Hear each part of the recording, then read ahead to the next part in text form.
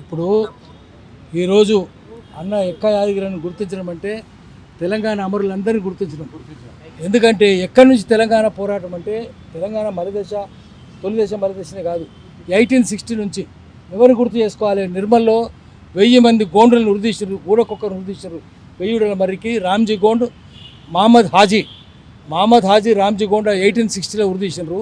హైదరాబాద్లో చీదా ఖాన్ను ఆయన జైల్లో పెట్టినారు, 1860లో రెసిడెన్సీలో పెట్టినరు. చీదా ఖాన్ నడిపించడానికి మౌలవి అలావుద్దీన్, తుర్రెబాస్ ఖాన్ పోయినరు. వాళ్ళని కూడా అట్లే ఘోరంగా చేసినారు. మౌలవి అలావుద్దీన్ ఏమో రాస్ ఐలాండ్లో అండమాన్స్లో బంధించిండ్రు. ఇక్కడ తీసుకొచ్చేసి తుర్రెబాస్ ఖాన్ వేలాడదీసినారు.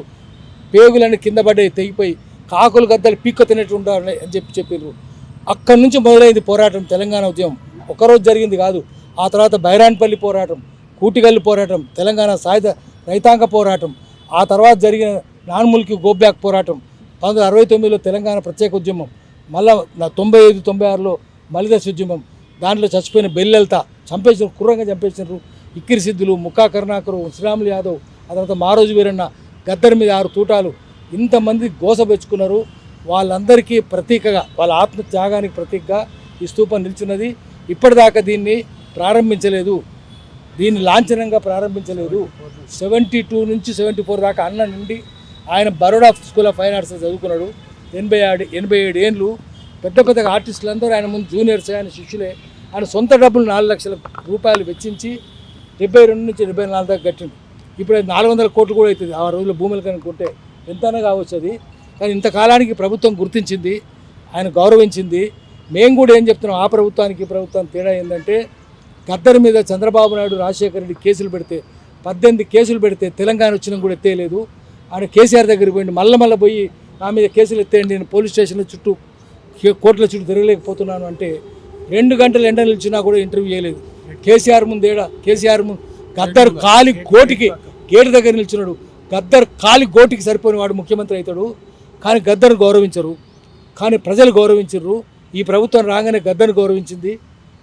అట్నే యాదగిరి గారిని, గూడ అంజయ్యను ఒక్కరినే కాదు, జయరాజును, బండి యాదగిరి బండి వెనక బండి కట్టి 16 బండ్లు కట్టి, ఏ బండిలో పోతావు కొడుకో ప్రతాపరెడ్డి పాట ప్రతాపరెడ్డి మీద రాసింది. నిజామేనేమో నైజాము సర్కరుడా నాజీల మించినోడా, యమ బాధలు పెడితే బడివే నైజాము సర్కరుడా.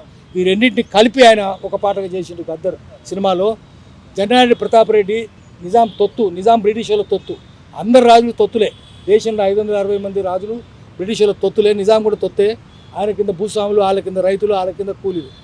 ఇంత వ్యవస్థ ఉంటే అందరూ విముక్తి చేయడానికి అంత పెద్ద పోరాటం జరిగింది. అందుకనే బండి యాదగిరిని కూడా గుర్తుపెట్టుకోవాలి మనం. బండి యాదగిరి నుంచి ఎక్క యాదగిరి దాకా, మధ్యలో పాశం యాదగిరి కూడా, వీళ్ళందరినీ గుర్తు చేసుకున్నారు.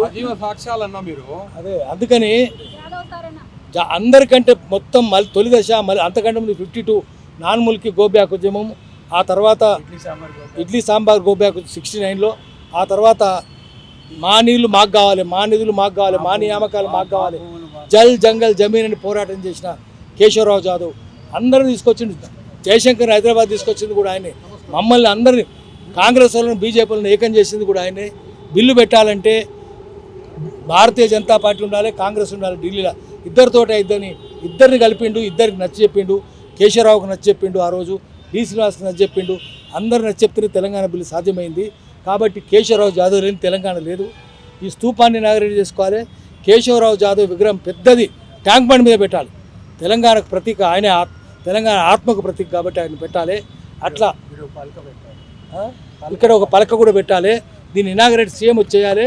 మీరు ఫలానా తారీఖు లోపల చేసేయండి, చేయకపోతే పౌర సమాజం వచ్చి దాన్ని ఇనాగరేట్ మేమే చేసుకుంటామని చెప్పి కూడా ప్రభుత్వానికి చెప్పారు. ఎందుకంటే దీన్ని ఇనాగరేట్ చేస్తే ఆ రోజు లక్ష్మీనారాయణ ముదిరాజు మేయర్ ఆయన మీద కూడా కేసులు పెట్టారు, వీరి మీద కేసులు పెట్టారు. ఇది కట్టినందుకు కేసులు, ఇనాగరేట్ చేసిన మేయర్ని కూడా లెక్క పెట్టకుండా ఆయన మీద కేసులు పెట్టారు. అందుకని కేశవరావు మనం తలుచుకోవాల్సింది, కేశవరావు లక్ష్మీనారాయణ ముదిరాజు చచ్చిపోయింది. ఆయన పాపము ఈయనకు చాలా సన్నిహితంగా ఉండేవాడు. అందుకని వాళ్ళందరినీ మనం తలుచుకుందాము. తలుచుకుంటే మన ఆత్మశుద్ధి అవుతుంది. అమరులను తలుచుకుంటే మన ఆత్మశుద్ధి అవుతుంది. ఇనాగరేషన్ తలుచుకున్న రోజు ఈ ముఖ్యమంత్రిని కూడా గౌరవిద్దాం. ఓకే.